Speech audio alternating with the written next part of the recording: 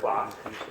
So an equivalence class is any subset C of your set of the set A, such that if you take a pair of elements inside the equivalence class, this pair must be in the relation. While if you take one element from C and another one outside, then the corresponding pair should not be in the relation. And I started working through the following example. So let the set A be given by this set containing 7 integers as listed, and let the relation be let the relation include the pairs AB, for which the difference A minus B is divisible by 3. We did check that this is an equivalence relation, and it satisfies all 3 properties. And the task here is to find all equivalence classes.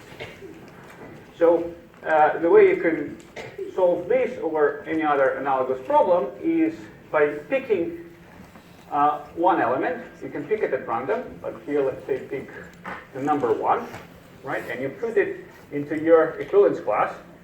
And since there will be many equivalence classes, I'll be labeling them C1, C2, and so on. So I will start out constructing my first equivalence class by putting the first element into it 1. And then I check which other numbers, together with the first number 1, are in my relation, right? For that, once I pick that another number, say 4, I need to take the difference and check whether it's divisible by 3 or not. So 4 minus 1 is 3, and 3 is divisible by 3, so the pair 4, 1 and the same as 1, 4, they are in the relation. And therefore, I include 4 into my equivalence class. Then I move on, I take 5. 5 minus 1 is 4, not divisible by 3, so I do not include 5. 8 minus 1 is 7, not divisible. 10 minus 1 is 9. 9 is divisible by 3, because 3 times 3. So I should include 10 into this equivalence class. 11 minus 1 is 10, not divisible. 12 minus 1 is 11, not divisible. So these are all possible elements. And you don't need to check that 4 and 10, the pair 4, 10 is in the relation, right? It follows from transitivity, because we checked that 1, 4 is in the relation and 1, 10 is in the relation. Right? So by construction, it will have this property, both properties. And now we can move on and start constructing the second equivalence class by picking any element which did not fall into C1. For example, the first element which is not there is 5. So I'll take 5, and I'll follow the same procedure, except for it's going to be faster. I don't need to check the pairs which have 5 and any element which is already in C1. Because before I did, when I constructed C1, I checked all possible pairs, right? 1 and any other number, right? So I don't need to do that. And so what do I have to check? 5 and 8. So 8 minus 5 is 3, divisible by 3, so I have to include 8. 10, I don't check because it's already in C1. 11 minus 5, that's 6. That's divisible by 3, so I include 11. But 12 minus 5, that's 7, not divisible, so I don't include that. So that's me done with the second equivalence class. Okay, and there's only one element which did not fall into either C1 or C2, and that's 12. And since that's the only remaining element, it forms an equivalence class by itself. Right. So then you stop. So we found all equivalence classes. So I mentioned that this procedure works by transitivity, and in fact you can make a rigorous proof of the following theorem. that tells you that whenever you have an equivalence relation, all the elements in the set A, they fall into disjoint equivalence classes. Okay, so this how, so let me write this down carefully. So given an equivalence relation R on A, the set A breaks up into disjoint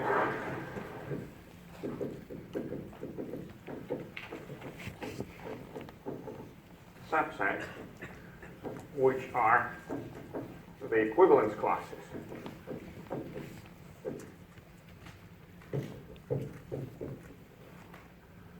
Right. Furthermore, we can write A equals the union C1 union C2 union C3 dot dot dot union dot dot dot C sub n, where n is the number of all equivalence classes. So where each C sub I is an equivalence class.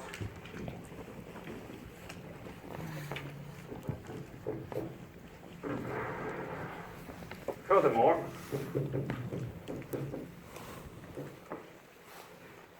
the intersections Ci intersection Cj are empty when I is not equal to j. Of course, the intersection with itself is just the set itself. Okay, so each element will be sitting exactly in one equivalence class, right? And all equivalence classes, they are mutually disjoint. So my procedure, you can say that it relies on this theorem. We're not going over the proof, but this proof guarantees that the procedure of constructing equivalence sets, which I outlined in the previous example, always works. And sometimes it's really easy to grasp. For example, we had one of the relations we had is if A is a set of humans, and the relation is that A and B have the same sex, then you know immediately that the whole set of humans will fall into two disjoint subsets, females and males. Right? This is very simple interpretation. Okay. Any questions on equivalence classes or anything about the example I started with?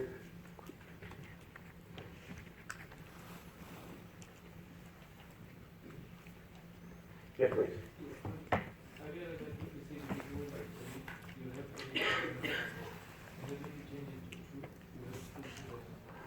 Well, I think you remarked to me after the previous lecture that actually with each equivalence class here, you can set in correspondence the remainder.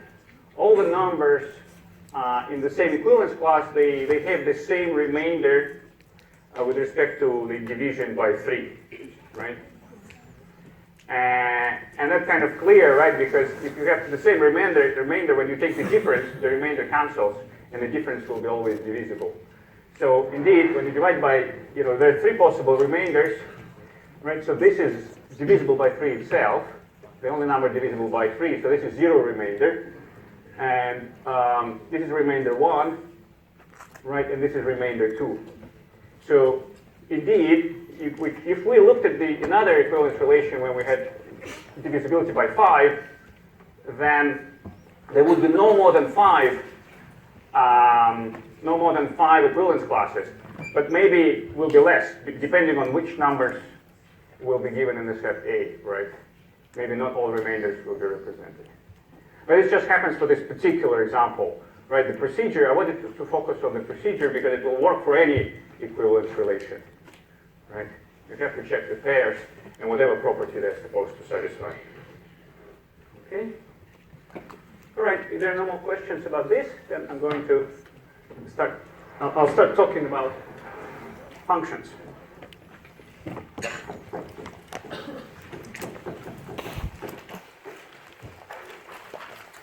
So let x and y be sets. Then I give the following definition. A function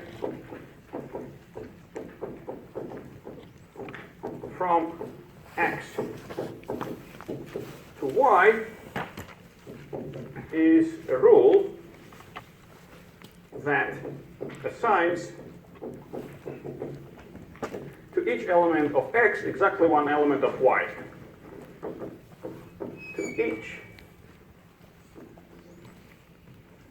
element of x exactly one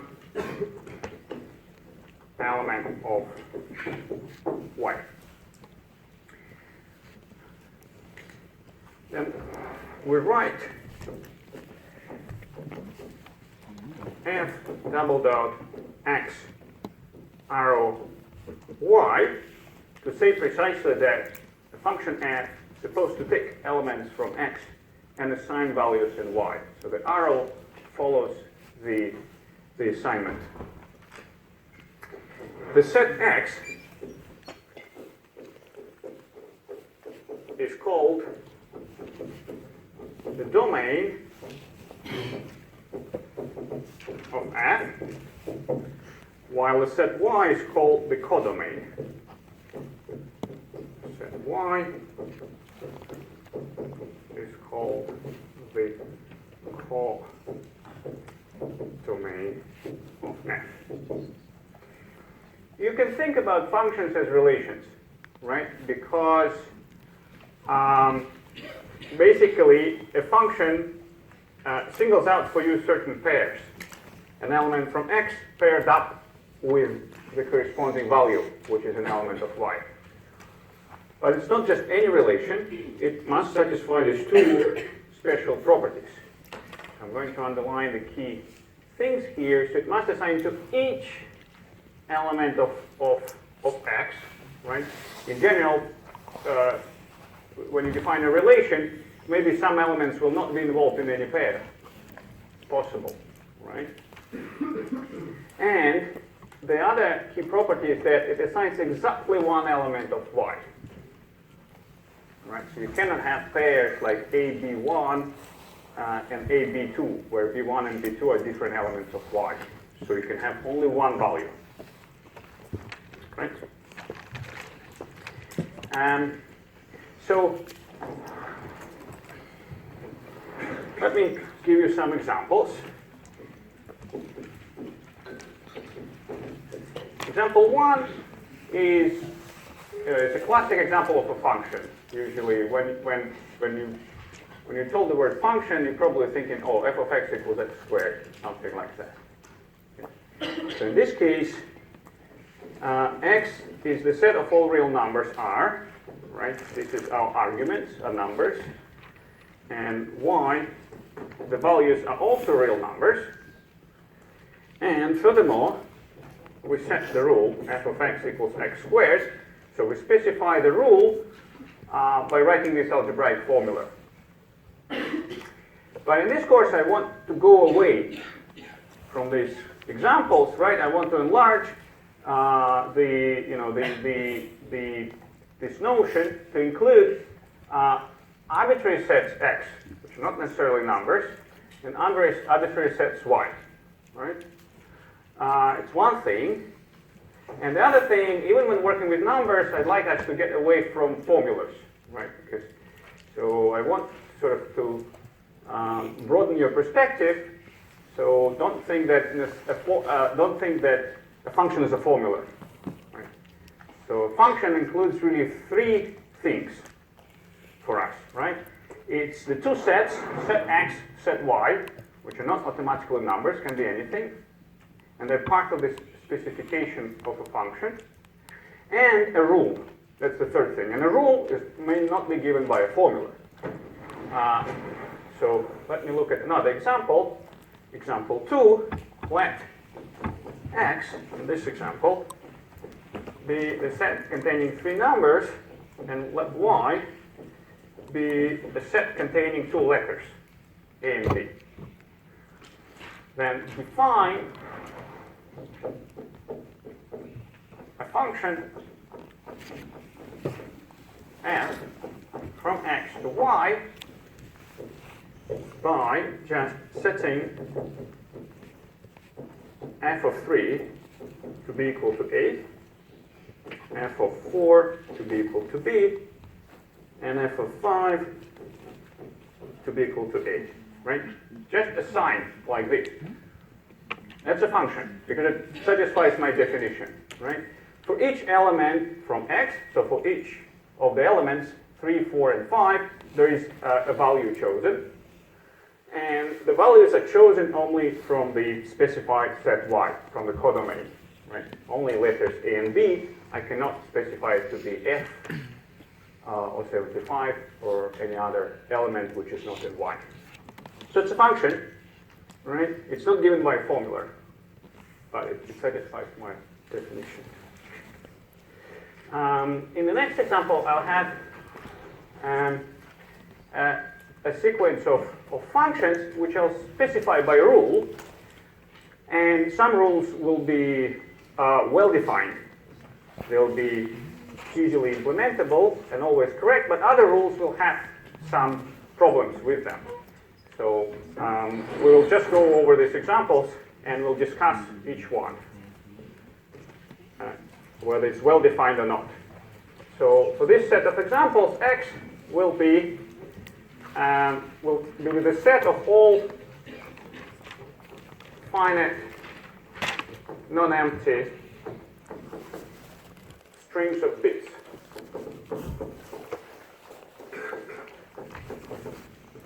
So these strings can be of different length, and they're supposed to be non-empty, so at least one bit will be there. So if there's only one bit, then you can have just one string with a 0 bit, another string with only 1. Then length 2 string bits, they contain 0, 0, 0, 1, 1, 0, 1, 1, and so on. So I include all possible lengths here. So this is an infinite set. And let y be the set of all non-negative integers. 0, 1, 2, 3, 4, and so on. So we can describe it as a set of natural numbers, which includes only positive integers, plus 0. Right. Okay. Then let me consider the following function. So this will be my sub-example A. So I'll be using these sets x and y for a number of examples now. And the first one, f x to y is prescribed to be equal to the number of ones in the string s. So for the string s, the value f of s equals the number of ones in s. For example, let's take a concrete string of bits, 1, 0, 1, 1, 0, 0. We can count the number of ones. We have 3 ones. So the value is 3. And what we have to worry about is that, well, is the rule unambiguous, right? Well, it seems like it is, right? We just count whatever ones we have. Will this apply to any possible string which we're allowed to have in the set x? Well, if there are any strings which don't have any ones, then the value will be 0. So this one is well defined.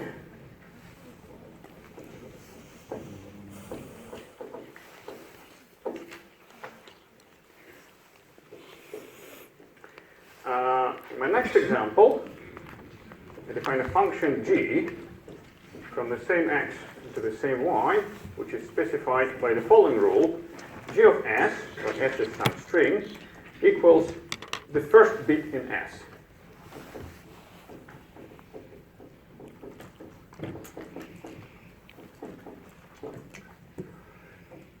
Okay, so let's see if it makes sense. The first bit, since we're dealing with non-empty strings, there will be always at least one bit. So the first bit is always there, right? And it's always either 0 or 1. So the values will be either 0 or 1. For example, g of 0, 1, 0, 1 is equal to 0, right? And g of 1, 0, 1 is equal to 1.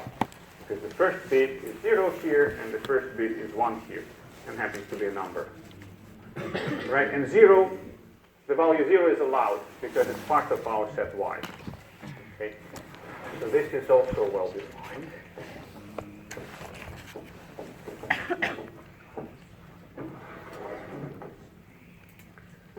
Okay, the next one, we'll look at h from x to y, specified by the following rule. H of s equals the position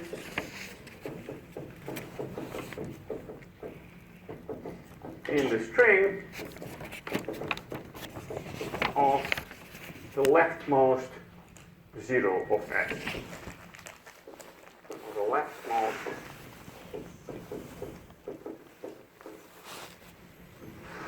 zero. For example, h of 1, 0, 0, 0, 1 is equal to 2. I'm looking at the zeros. The leftmost one stands in the second position. So the value at this string is 2. Okay, is it well defined? Since I'm asking, it must be no. So what could be the problem? Yeah, if it doesn't have a 0, then you don't know what to assign at all. Right? So not well defined.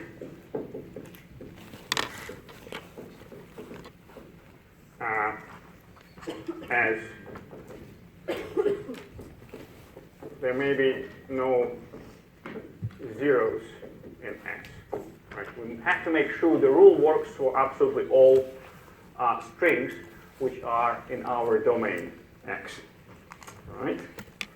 So that was example C. I'm going to move over here, continue with this example. Example D.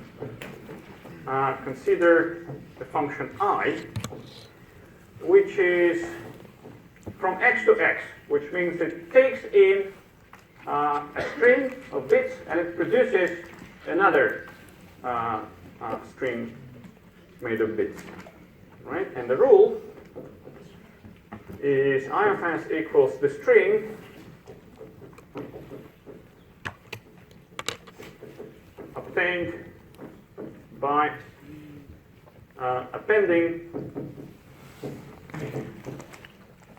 0 or 1 to x. If that's all that, if this is all that is given, is this a well-defined function? No. Because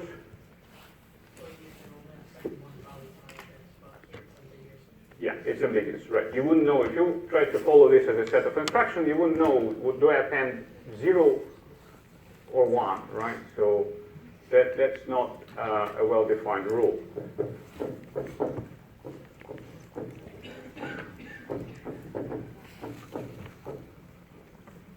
Right, so that's not a well-defined function. One more example. So here the function I'll call j, and it is a function from y into x. So it takes in non-negative integers and it produces a string. And the rule, which we're given, is that j of n, so now it takes in an integer, so rather than writing s, I'll write n, and that's supposed to be a string of n ones. For example, g of 5 is equal to 1, 1, 1, 1, 1, 5 times. Is this a well-defined function?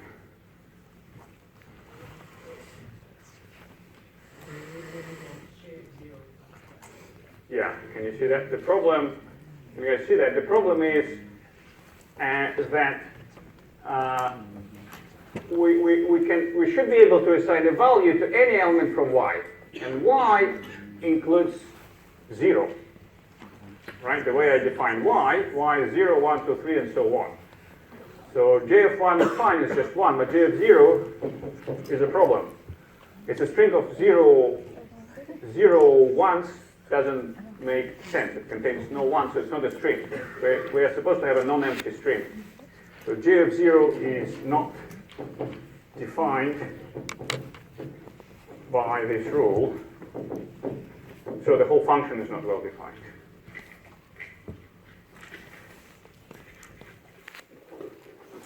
Okay, so that was good. That just was to make you think about, what is really required. How do we see that, things are well defined?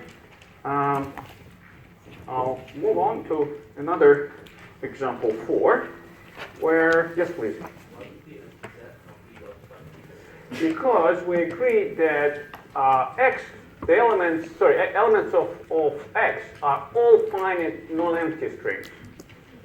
So we did explicitly say that empty string, if we allowed an empty string, yes, that could be a way out here with this definition, but we really stick to this x and this y. I mean, when we stick to this x and this y, once we identify the problem, of course, we may want to tweak the definition of our function for it to make sense, right? And in this tweaking, we might need to change the rule, or change x, or change y, right, to write to some consistent function. But as it stands, it was inconsistent.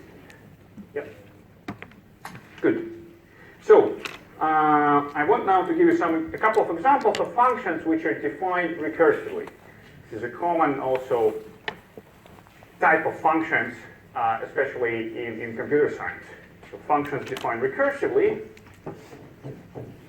some functions are defined recursively. For example, consider a function f which is defined from natural numbers to natural numbers. So it takes in a natural number and produces a natural number by the following rule, or the following rules.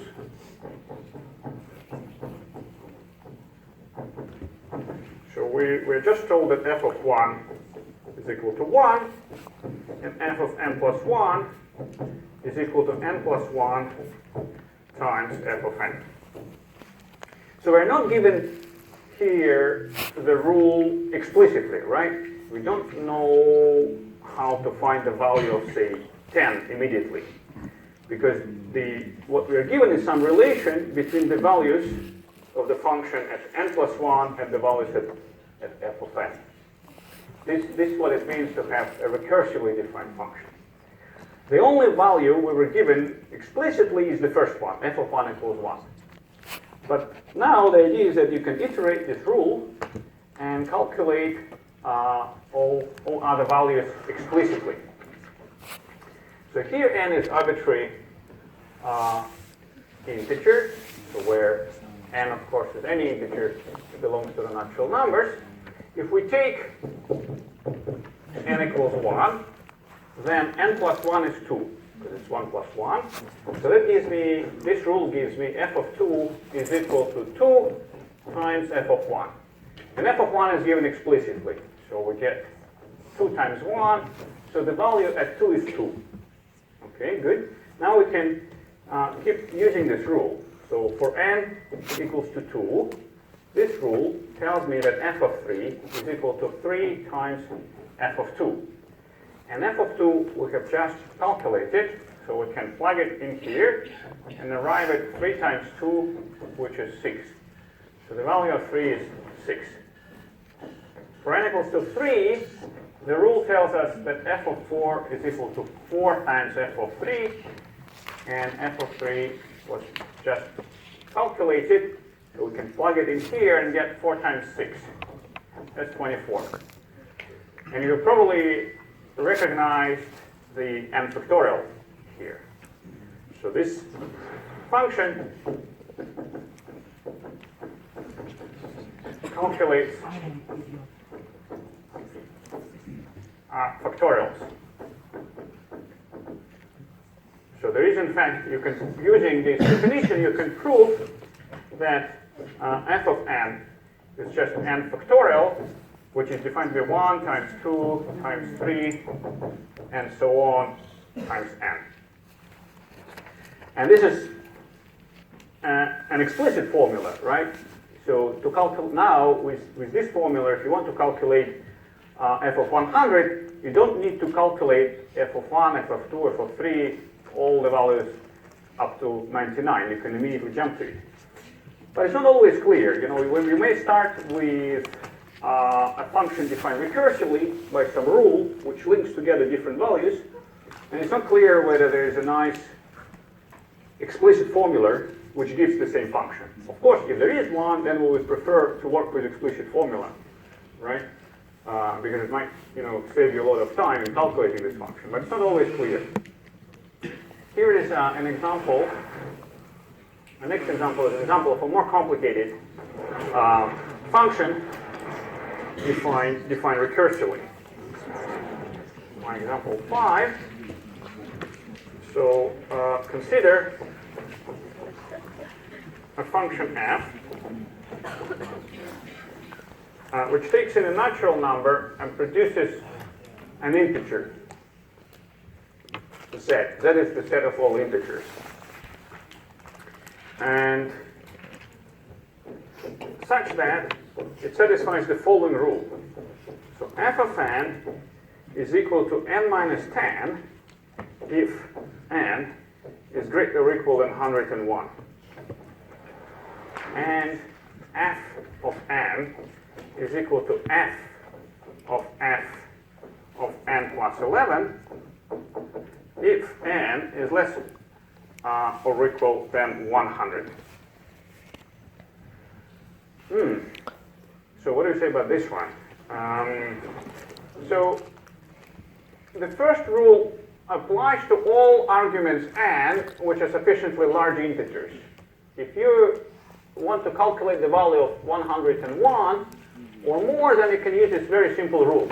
Just subtract 10 from that number. However, for low-lying arguments, like all the integers, all the natural numbers from 1 to 100, there is written. So here, on the right-hand side, so we're supposed to take n plus 1, insert it into f, then obtain some value and insert it again into f. So this is what f of f means. So let's see if we can make any use of this relation. So the values which we don't know, for example, are f of 1, right? So what if we take n equals 1, this relation tells us that f of 1 equals f of 1 plus 11. So 1 plus 11 is 12. So it tells me that, to calculate f of 1, you have to know f of 12. And you have to take the value of f of 12 and stick it into f again. Right, so what about f of 12? I mean, maybe if we substitute n equals 12, what can we learn? So f of 12, according to this rule, is equal to f of 12 plus 11. That's 23. So that doesn't seem to be leading anywhere, right? Because to calculate f of 1, you need f of 12. To calculate f of 12, you need f of 23. And each time you have to substitute, many, many times. For example, if we knew f of 23, we would need to substitute it into f again. And that's not clear whether it would be given by the explicit rule or by the this weird formula again, right? Because we don't know if f of 23 is less than 101 or larger than 101.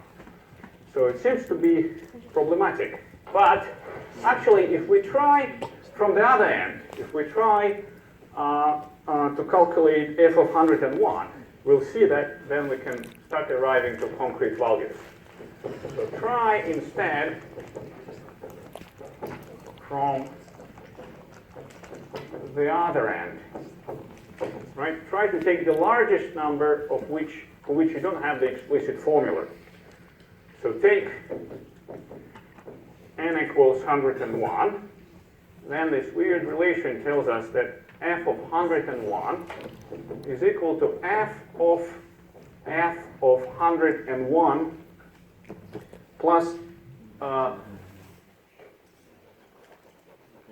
sorry, no, 101 actually falls into our rule. That's still given explicitly, not by that formula, but n minus 10. So it's 101 minus 10. So this is equal to 91. Now let's take n equals 100. That is really the first value for which the first rule does not apply. N minus 10 rule does not apply. So now we use the recurrence relation. It tells us it's equal to f of 100 plus 11. So it's 111. All right.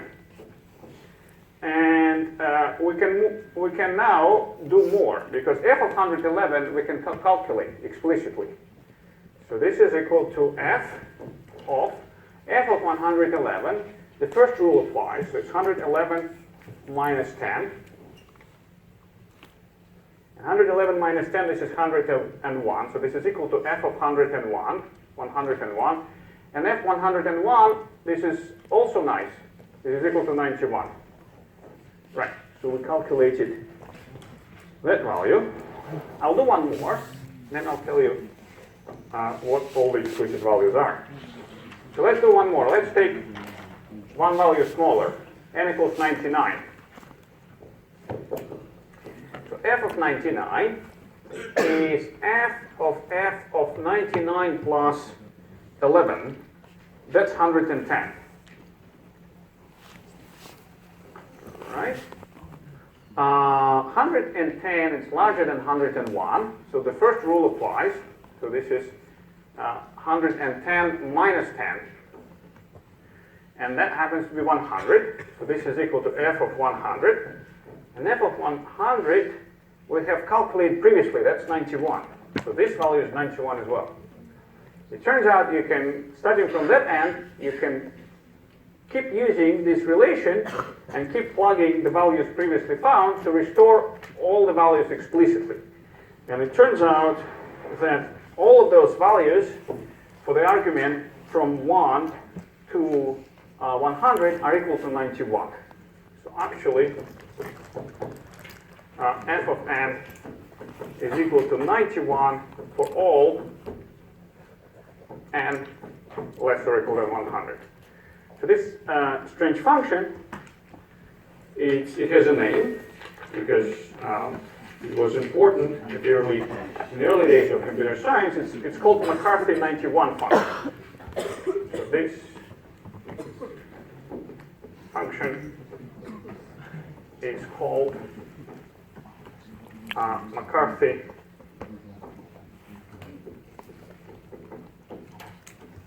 91 function. So that's the name. And was invented by McCarthy. 91 is because it likes the value 91, right? So if we describe it by this explicit formula now, right, that all the values between 1 and 100 are equal to 91, and then above that it's equal to n minus 10, and it's a very boring function. But the whole point is, of course, to say that, oh, there is a very complicated recurrence relation, and if you write a program implementing the recurrence relation, it's not even obvious. It will not keep looping, right, calling itself many, many times and never arriving to a concrete value. So this function in the early days was used as a test function for automated program verification, right? So you would want to see, oh, will your program verification handle complicated recursions like this one? Right, that's just an example. Right, I want to talk more about functions, the general definitions. So the next thing I want to do is I want to define the range. Next, let f x into y be a function. The set of all possible values is called the range of f. The set of all, well, let's say all images, y belongs to y, so here I'm describing this set, such that y equals f of x for some small case x, an element of capital X, the domain. Right. Then this set of values which are actually taken, right, can be smaller than the codomain. So the set of all integers is called the range of f. Here's immediately an explicit example. So let's consider function f, which takes real numbers into real numbers, and it does it by taking the square, x squared. So here, the range of f here equals the set of all non-negative real numbers. So it's all elements y from capital Y which satisfy the rule y is greater or equal than 0. So you can never get a negative number by squaring a number. Right? So this is a subset of the subset of the codomain. Right? So codomain is here all reals.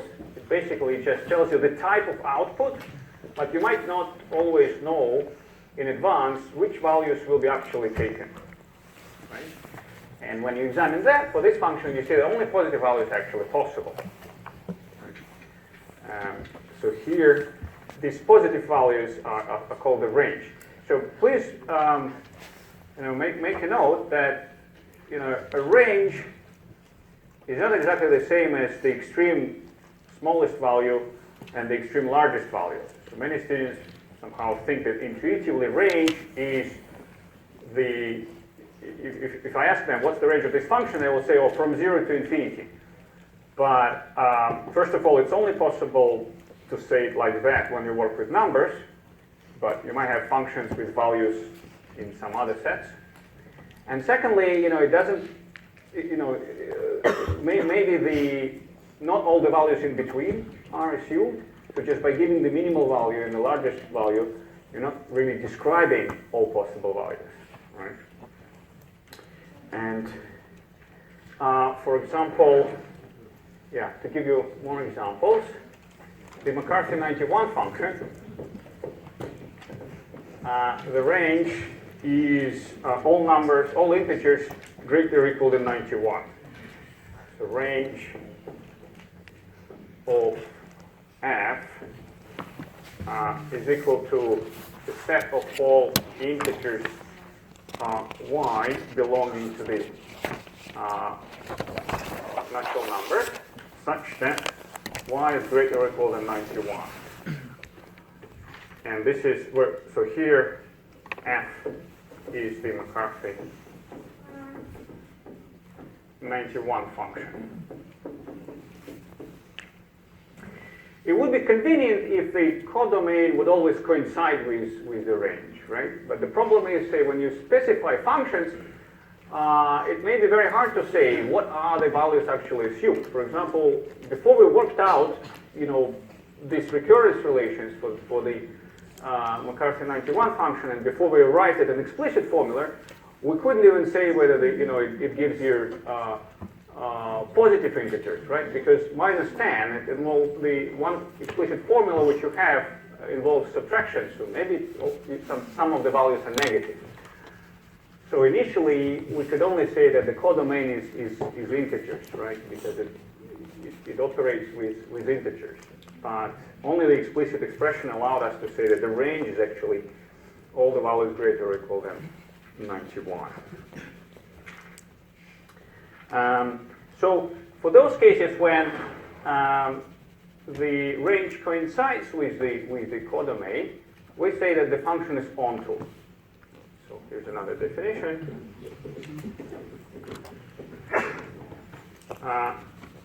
If the range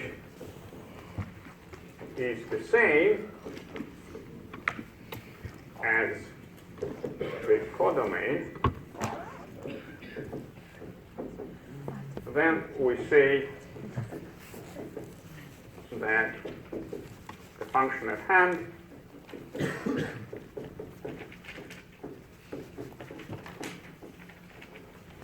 is onto.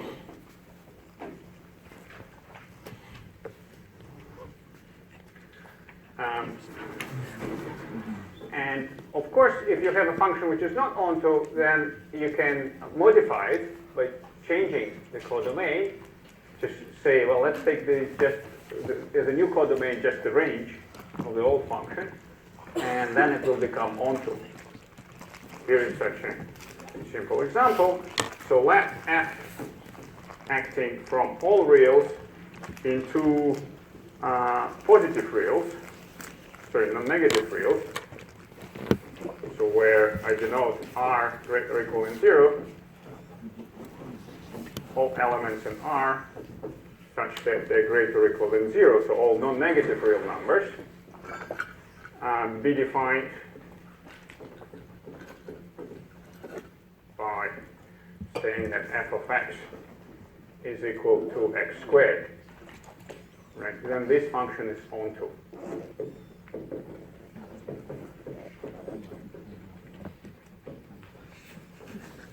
Any value, any non-negative real value can be obtained by squaring some other number. And the way to pick the appropriate number is to take a square root. Okay.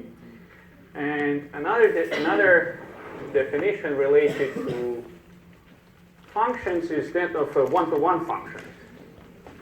So here is another definition. A function f, say from x into y, is said to be one-to-one, 1 to 1, if no two distinct elements in the domain have the same value. If no two distinct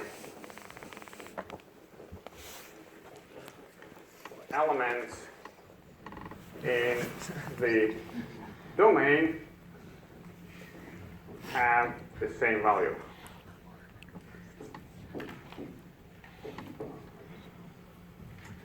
And the function f of x equals x squared is not one-to-one. Okay, probably we'll finish off here. So f from R to R, or even, we can restrict the codomain and take the one from the previous example, it doesn't matter. But the problem is when you square a number, you lose the information about the sign. Right? So this function is not one-to-one. To show that some function is not one-to-one, it suffices to present a pair of distinct arguments for which the value is the same. So in this case, because, for example, f of 1 is equal to 1, and it's equal to f of minus 1, because minus 1 squared is also 1. So that's not 1-to-1. And McCarthy 91 function is also not 1-to-1, because it has lots of different arguments for which it takes the same value, 91. Right, so McCarthy 91 function is also not 1-to-1.